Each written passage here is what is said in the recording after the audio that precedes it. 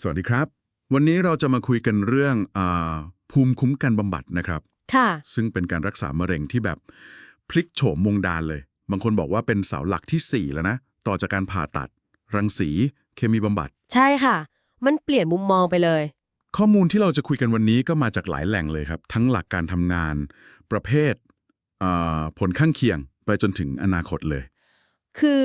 หัวใจสำคัญมันคือการเปลี่ยนวิธีคิดนะคะ จากเดิมที่เราพยายามจะฆ่าเซลล์มะเร็งโดยตรง อันเนี้ยเราหันมา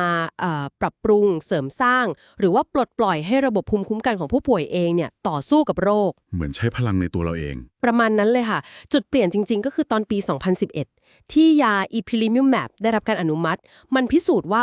แนวคิดนี้มันเวิร์กนะ ครับงั้นวันนี้เรามาเจาะลึกกันว่ามันทำงานยังไง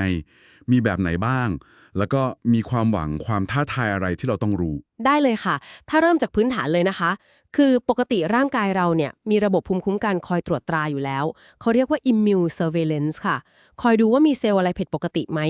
มันสร้างโปรตีนอะไรนะ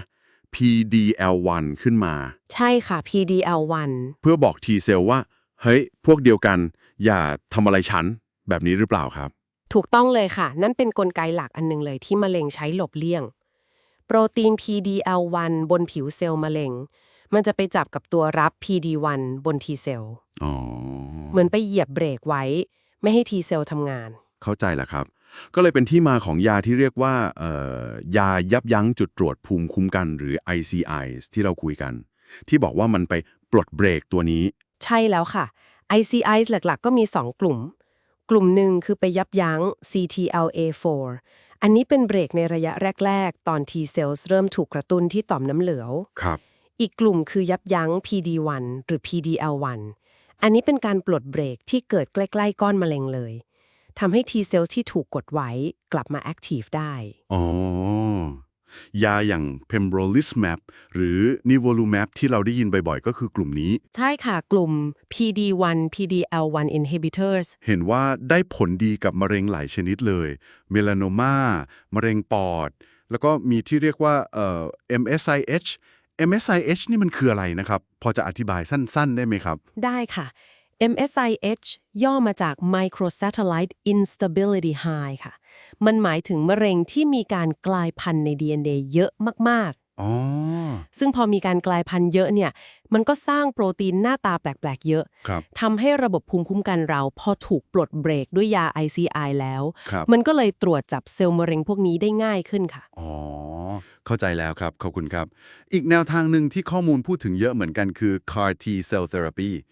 อันนี้ผมว่าคอนเซปต์มันว้าวมากเลย ที่เขาเรียกว่ายามีชีวิต ใช่ค่ะ มันเป็นอะไรที่น่าตื่นเต้นมาก หลักการก็คือเราเอา T cells ของผู้ป่วยออกมา ครับ แล้วก็ใช้เทคนิคทางพันธวิศวกรรม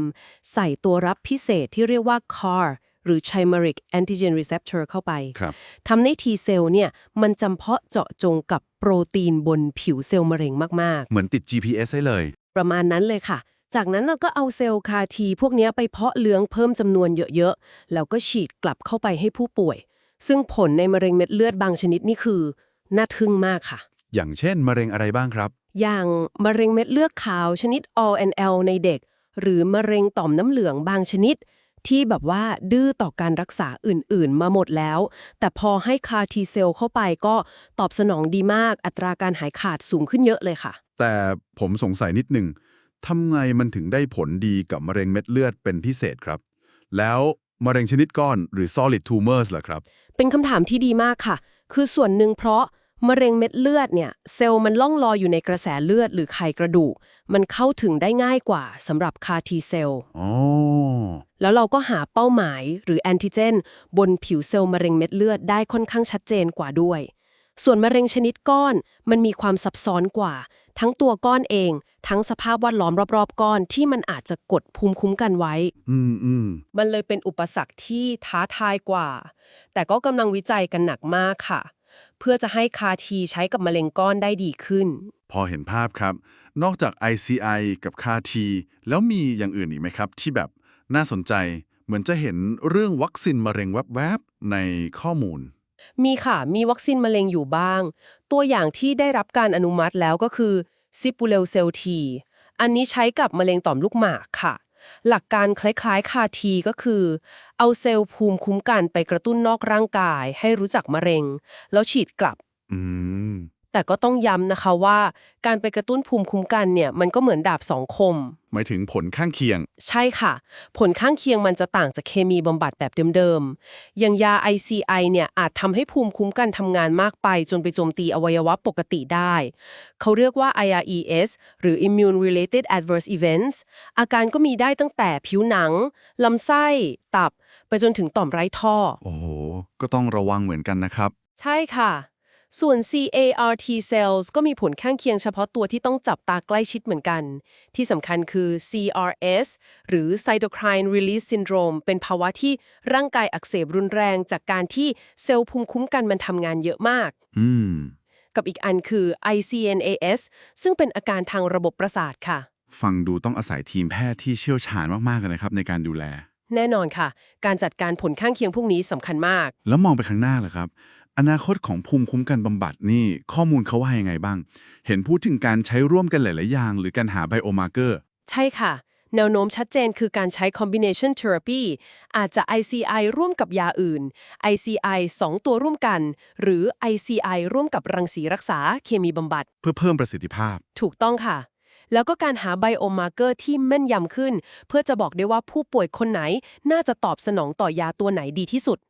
นอกจากนี้ก็มีเทคโนโลยีใหม่ๆที่กำลังพัฒนาอย่างวัคซีนมะเร็งชนิด mRNA อ๋อ เหมือนวัคซีนโควิด คล้ายๆกันค่ะ หรือ CAR T เซลล์แบบสำเร็จรูปที่ไม่ต้องใช้เซลล์ของผู้ป่วยเอง ซึ่งอาจจะทำให้ง่ายขึ้นเร็วขึ้น